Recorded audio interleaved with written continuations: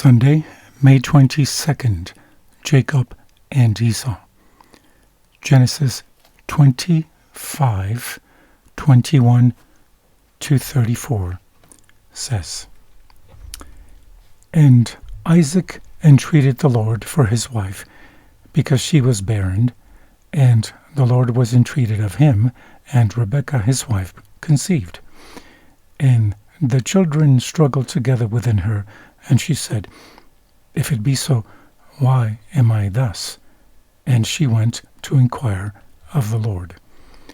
And the Lord said unto her, 2 nations are in thy womb, and 2 manner of people shall be separated from thy bowels, and the one people shall be stronger than the other people, and the elder shall serve the younger.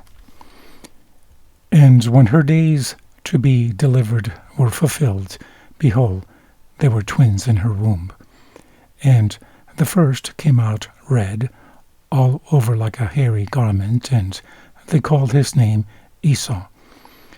And after that came his brother out, and his hand took hold on Esau's heel, and his name was called Jacob. And Isaac was 80 years old when she bare them. And the boys grew, and Esau was a cunning hunter, a man of the field, and Jacob was a plain man, dwelling in tents. And Isaac loved Esau because he did eat of his venison, but Rebekah loved Jacob. And Jacob sawed pottage, and Esau came from the field, and he was faint. And Esau said to Jacob, Feed me, I pray thee, with that same red pottage, for I am faint.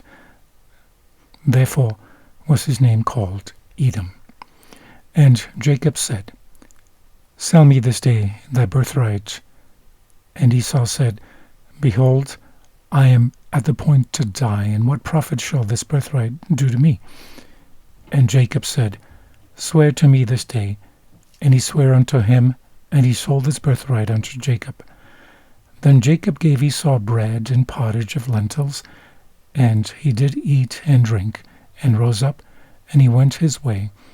Thus Esau despises his birthright."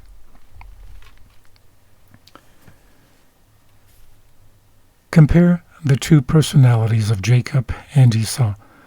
What qualities of Jacob predisposed him to be worthy of Isaac's blessing? Already, from their mother's womb, we understand that Jacob and Esau are different and will struggle against each other.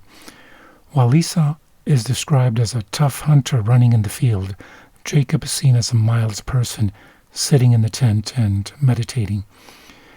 The Hebrew word tam, translated mild, is the same verb applied to Job and to Noah, translated blameless for Job and perfect for Noah, Genesis 6:9 and Job 1:8.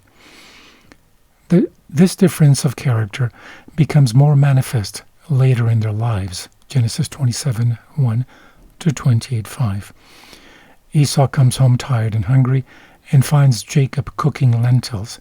For Esau, the immediate visible and physical enjoyment of food this day, Genesis 25:31, is more important than the future blessing associated with his birthright, compared with Hebrews 12:16-17.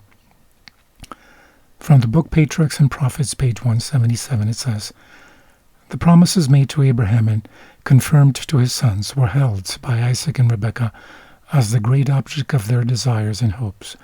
With these promises, Esau and Jacob were familiar.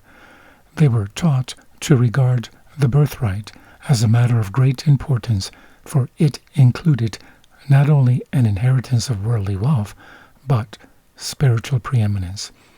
He who received it was to be the priest of his family, and in the line of his posterity, the Redeemer of the world would come." For Jacob, in contrast to his brother, the future spiritual significance of blessing is what matters. Yet later, under the instigation of his mother, see Genesis 27, Jacob openly and purposely deceives his father, even using the name of the Lord your God, Genesis 27:20, in perpetrating that deception. He commits this terrible deception even though it was for something that he knew was good. The results were tragic, adding whole new layers of dysfunction to an already dysfunctional family. Jacob wanted something good, something of value, and that was admirable, especially compared to his brother's attitude. Yet, he used deception and lies to get it. How can we avoid falling into a similar trap of doing bad so that good may come? From the book Patriarchs and Prophets, pages 177 to 179. Esau grew up in loving self-gratification and centering all his interests in the present. Impatient of restraint, he delighted in the wild freedom of the chase, and early chose the life of a hunter. Yet he was the father's favorite.